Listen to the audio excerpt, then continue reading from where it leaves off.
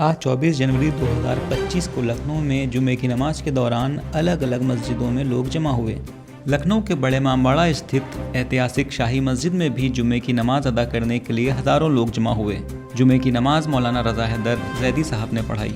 जुमे के खुतबे से खिताब करते हुए मौलाना ज़ैदी ने अपने खुतबे में ईमान, एकता और नमाज की अहमियत पर गहरी बात की। उन्होंने कहा कि आज के दौर में हमें अपनी ईमानदारी और उम्मत के बीच एकता को बनाए रखना चाहिए।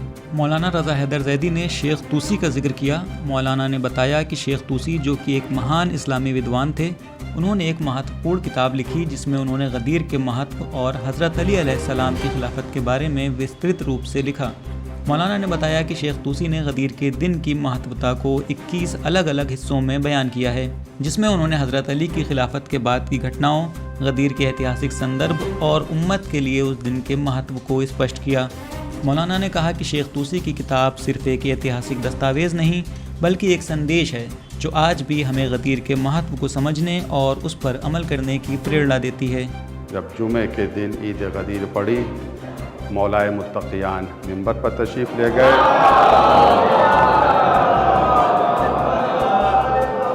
और एक अजीम शान खुतबा आपने इरशाद फरमाया। शेख तूसी अलैहिर्रहमान ने पूरे खुतबे को अपनी किताब में नक़ल किया, दीगर उलमा ने भी नक़ल किया। इसी खुतबे के हवाले से मुसलसल गुफ्तगू हो रही है। इस खुतबे को हमने 21 हिस्सों में 21 अबवाब में तक़सीम किया है। 18 अबवाब आपके सामने बयान किए जा चुके हैं। 19वें बाब का जिक्र है। मौलाना ने अपने खुतबे की शुरुआत की, अगर हम अल्लाह की राह पर चलें तो हमें कभी भी मुश्किल का सामना नहीं करना पड़ेगा। उन्होंने ज़ोर दिया कि इस्लाम में भाईचारा, अमन और इंसाफ का सबसे ज़्यादा जिक्र है और यही वो उसूल हैं जिन्हें हमें अपनी ज़िंदगी में अपनाना चाहिए।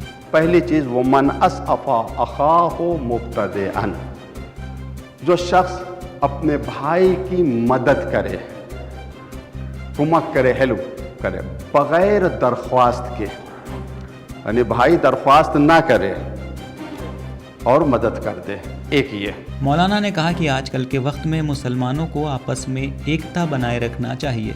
अगर हम सब एकजुट होंगे तो कोई भी मुश्किल हमें तोड़ नहीं सकती। उन्होंने ये भी कहा कि इस्लाम का असल मकसद शांति और भाईचारे को फैलाना है और ये तभी मुमकिन है जब हम एक दूसरे का साथ दें।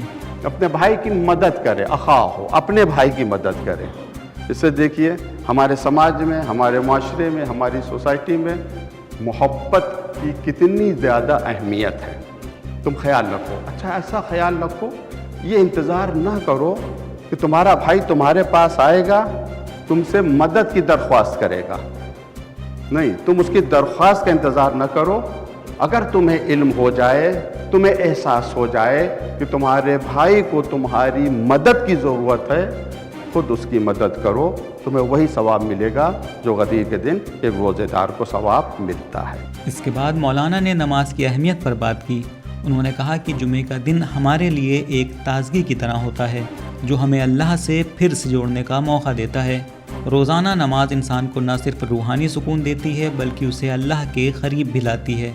मौलाना ने यह भी कहा कि हमें अपनी दीन की तालीमात को न सिर्फ अपनी ज़िंदगी तक सीमित रखना चाहिए बल्कि हमें समाज में भी अच्छे काम करने चाहिए, गरीबों की मदद करनी चाहिए और एक दूसरे के साथ इंसाफ से पेश आना चाहिए।